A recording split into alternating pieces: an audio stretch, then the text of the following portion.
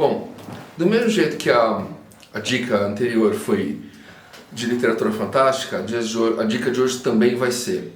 Só que vai ser ligada a um outro aspecto de mitologia, pesquisa, conhecimento, adaptação e tudo que você precisa saber, ou o básico que você precisa saber, né, para começar a criar a mitologia do seu mundo. Por que disso? Porque quando você cria um mundo do zero, você cria uma mitologia do zero.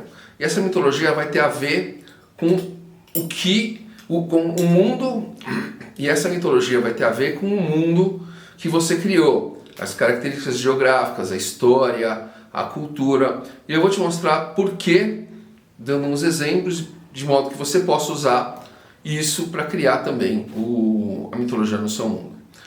Então, por exemplo, você pega as três grandes religiões abrâmicas, certo? O judaísmo, o cristianismo e o islamismo. Foram religiões que surgiram no deserto, certo? Ali no Oriente Médio. Quer dizer, então, qual era a característica? Um sol muito forte e uma natureza que não mudava, né? Deserto o ano inteiro.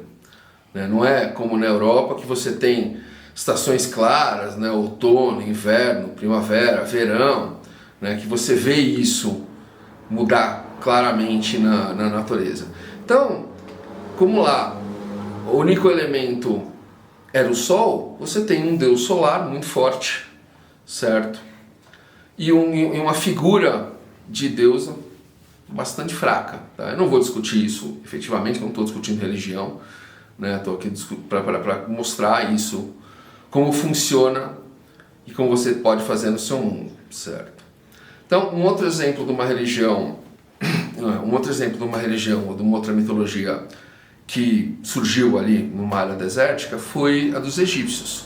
Como aconteceu? Quando os antepassados dos egípcios chegaram ali e se assentaram no Nilo, o que eles encontraram? Eles encontraram, evidente, eu não vou falar de todos os animais, não vou falar de todos os deuses, senão a gente não vai sair daqui. A minha ideia não é dar uma aula de mitologia egípcia, é dar alguns exemplos de algumas mitologias, entre elas a egípcia, para mostrar para vocês como o meio interfere na religião, depois na cultura e assim sucessivamente. Então, por exemplo, eles encontraram o chacal, eles encontraram o falcão, eles encontraram o ibis, né? Eles encontraram o leão, eles encontraram e domesticaram, os egípcios foram uma das culturas que foi uma das primeiras culturas a domesticar o gato, né? Então o gato selvagem se tornou o gato, e assim sucessivamente. Então, se você for ver, o falcão se tornou Horus, né? O chacal se tornou Anubis. Então, se você for analisar, quer dizer, Anubis é um deus que originalmente foi ligado à mumificação. Por quê? Porque o chacal era um animal que eles viam, entre outras coisas, comendo restos de animais que os outros predadores maiores matavam e deixavam. Então, quem cuidava dos mortos, os chacais. Quem cuidava dos mortos da mitologia egípcia, Anubis, né? Como assim como Tote é o deus com cabeça de ibis, né?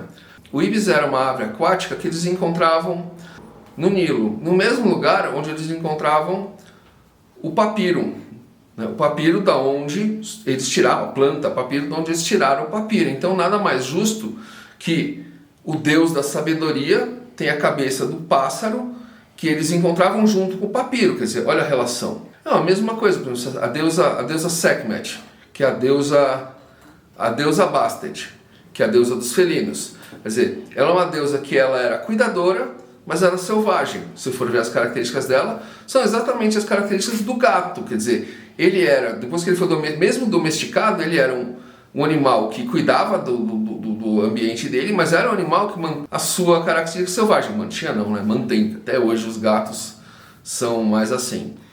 E por fim, os leões, o que os egípcios encontraram lá, ligados a Sekhmet, uma deusa da guerra, da proteção, né? A figura dos leões é uma figura importante porque ela foi além dos egípcios, né? Por exemplo, na astrologia, o signo de leão acontece em julho e agosto. E por que ele acontece em julho e agosto? Porque no Antigo Egito, os leões voltavam quando o Nilo enchia. E o Nilo enchia em julho e agosto porque chovia no Nilo Azul, né? A primeira parte do Nilo que estava no centro da África. Você tinha a grande cheia anual do Nilo acontecendo naquela época, né? E vários animais voltavam e o leão voltava, lógico, para caçar e para beber água. E essa figura, na verdade, ela é tão presente que os romanos levaram ela para a Europa e você vai encontrar em diversos lugares fontes, bicas, com cabeça de leão, com o leão soltando água, porque o leão era um símbolo do retorno das águas. Do mesmo modo, se você for analisar, por exemplo, no caso dos gregos, nós temos a figura de Hefesto e dos romanos de Vulcano, né, que eram deuses ferreiros coxos. Por que eles eram deuses ferreiros coxos? Muito tempo antes, né, na Idade do Bronze, 3000 a.C., os ferreiros, porque na Idade do Bronze, né, os ferreiros começaram a usar o bronze, evidente, que era cobre e arsênio. E quando eles estavam fazendo, né, no processo de manufatura do metal, eles respiravam arsênico. E esse arsênico não só fazia eles ficarem meio fora de si, né, e ter o que os antigos chamavam de sonhos, né, eles ficavam fora de si e tinha o que os antigos chamavam de êxtase divino. Entravam em contato com outras energias. Respirando esse arsênico por muito tempo, eles ficavam com problemas musculares. Daí o deus ferreiro coxo. Então você percebe a relação de uma figura histórica com um deus, como acontece? Tem uma lógica nisso, assim como tem uma lógica na existência dos deuses do Egito. Na verdade, se a gente for falar de Grécia, e a mitologia grega é uma mitologia muito interessante, porque desde o início ela foi colocada no papel. Você tem deuses que no começo, nos mitos escritos no início, eles eram pais de deusas. Depois que a cultura foi se desenvolvendo, eles eram maridos de deusas ou irmãos de deusas. E no final, com mais desenvolvimento da cultura, eles terminaram se tornando filhos de deusas. Por quê? Então, veja a questão da importância, a perda do Deus na hierarquia e da importância do que ele representava na sociedade. No início, por exemplo, um Deus caçador era muito importante. Depois que começou a aparecer a agricultura, a pecuária, a deusa da natureza passou a ser tão importante quanto o Deus caçador. Quando começaram a surgir as cidades, quando começou a surgir o comércio, quando você teve grandes agropecuária, né? Quando você teve uma agropecuária mais desenvolvida, a deusa da natureza é mais importante que o deus da caçada. Então, um deus que era um pai, se tornou um esposo ou um irmão, depois se tornou um filho. A importância dele decresceu e a posição dele dentro de uma hierarquia também decresceu. Por exemplo, indo para a Europa setentrional, por exemplo, nós temos nos nórdicos e nos celtas a figura da caçada selvagem, né? Usada inclusive nos livros do Witcher e nos jogos, se eu não me engano, também.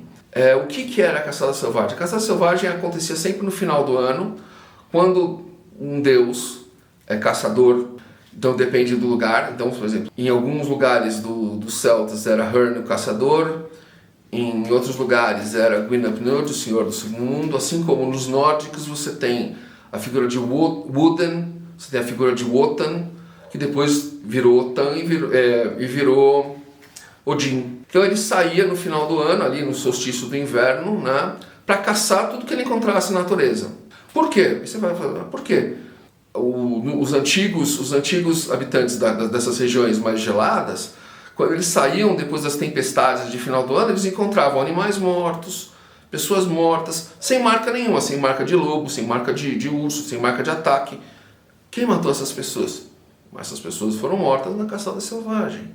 Então, por exemplo, um outro caso da mitologia, na verdade nem da mitologia celta, da cultura celta, é a figura do grande reunificador.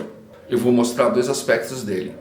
Por exemplo, você sabia que o grande chefe Vercingetorix, inclusive foi ele que deu o nome do Asterix, né? Por isso que esses nomes terminados com X, que foram criados para fazer piada, na verdade ele não é um nome. Na verdade, ele não é um nome nem celta, ele Ele é um título romano. Então, por exemplo, ainda falando dos celtas, né? Você tem, por exemplo, a figura do Vercingetorix. Pouca gente sabe que esse não era o nome dele, isso era um título do último chefe celta que depois das armas para César, né? Se você for analisar o nome dele em latim, ver é grande, sin é 100, ghetto é combate e rix ou rex é rei. Então ele é o rei vencedor dos 100 combates. Se você for analisar na mitologia, isso é ligado, por exemplo, à figura de Con, o Con das 100 batalhas, entendeu? Um outro rei unificador, pai de Arte. Arte, que se for analisar até a origem do nome, ele se liga a Arthur, de novo um grande rei unificador.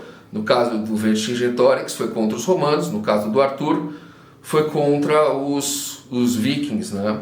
Que na época que a história é contada, eles estavam chegando e atacando a Europa. E se você for analisar, várias figuras dentro do mito arturiano são figuras ligadas à mitologia, né?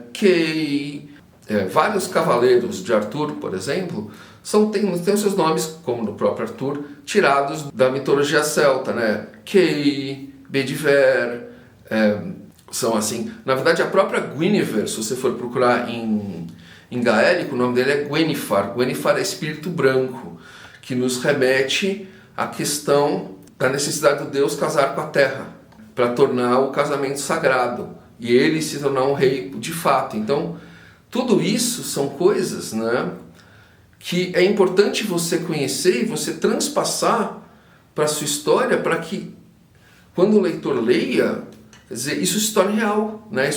Ele veja referência disso que ele viu em outras coisas, né? Em outros livros, em outros filmes, nas aulas de história, né? Quando ele estuda mitologia. Não é simplesmente criar um Deus bonzinho, um Deus maldoso, um Deus do caos, um Deus da ordem e está tudo bem. Então essa é a lógica dessa conversa, dessa dica, né? É você entender o quão importante, quando você estiver escrevendo uma literatura fantástica, especialmente uma fantasia medieval, ao criar o seu mundo, além de criar cultura, também criar uma religião baseada. Então eu não vou dizer copie isso, não. Analise, pesquise, veja e crie semelhanças. Por exemplo, eu estou lendo o Sombriossos, né, do Grisha Verso, estou assistindo o seriado também, e achei muito legal, por quê? Porque a autora, a Leigh Bardugo, o que ela fez? Ela puxou como origem a Rússia, né? Então você tem nomes russos, você tem locais dentro da Rússia, e você tem o culto não a deuses, a santos, né? Porque é uma história bem mais tardia, não é medieval, né?